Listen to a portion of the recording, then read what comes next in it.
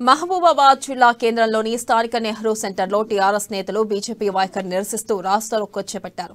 కేంద్ర ప్రభుత్వ వ్యతిరేక నినాదాలు చేస్తూ బీజేపీ దిష్టిబొమ్మను దగ్ధం చేశారు. Municipal chairman Rammohan Reddy, vice chairman ఫరీద్లు మునుగోడులో బీజేపీ తమ ముందు నిలవలేక టీఆర్ఎస్ ఎమ్మెల్యేలను కొనుగోలు చేసి తమ విజయదుందుబిని అడ్డుకోవాలని చూస్తుందని ఆరోపించారు. ఇక ఈ కార్యక్రమంలో టీఆర్ఎస్ నేతలు రవి, పూర్ల ప్రభాకర్ తదితరులు పాల్గొన్నారు. ఈ రోజు తెలంగాణలో పార్టీ ఈ రోజు 14 ఏళ్ల పోరాటంతో కేసీఆర్ గారి దర్శకత్వంలో ఈ రోజు పోరాటం చేసి సాధించుకున్న తెలంగాణ.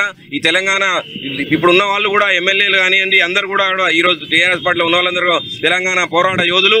ఈ యొక్క బీజేపీ వాళ్ళు ఈ యొక్క కపట ఈ నాటకాలకు వాళ్ళు లొంగరు. ఎన్నడు గాని తెలంగాణను ఎంతైతే అల్లారు ముద్దుగా తెచ్చుకున్నామో అదే విధంగా తెలంగాణ కాపాడుకొని బంగారు తెలంగాణ విధంగా కేసీఆర్ గారిని కాపాడుకుంటాము. కేసీఆర్ గారు మమ్మల్ని కాపాడతారు.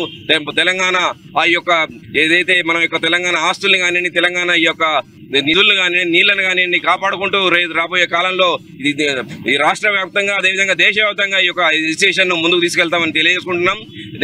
ఏదేమైనా మీరు ఒకవేళ ప్రభుత్వాన్ని కొలదేయాలనుకుంటే మీరు ప్రజాస్వామ్యం రండి. మీ యొక్క పార్టీ ఏం చేసింది రాష్ట్రానికి దాన్ని చెప్పండి. మీరు అప్పుడు ఎమ్మెల్యేలు మీ దగ్గరకు వచ్చినప్పుడు మీరు చేయాలి. కానీ ఈరోజు పైసలకు ఏదో ఫామ్ హౌస్ లో కూర్చొని పైసలు ఎర్ర చూపెట్టి అమాయకులైన వీళ్ళని చేస్తే మా యొక్క ఎమ్మెల్యేలు అందరూ పోరాట యోధులు, ఎవ్వరు మీకు లొంగరని తెలియజేసుకుంటా ఉన్నాం. అదేవిధంగా రాబోయే కాలంలో కూడా ఇట్లాగే పోరాటాలు చేస్తామని తెలియజేసుకుంటూ బీజేపీ పార్టీ దిష్టిబొమ్మను తలపెడుతున్నాం. సుమారు 60 సంవత్సరాల చిరకాల స్వప్నైన తెలంగాణ రాష్ట్ర ప్రజల చిరకాల స్వప్నం తెలంగాణ రాష్ట్రం.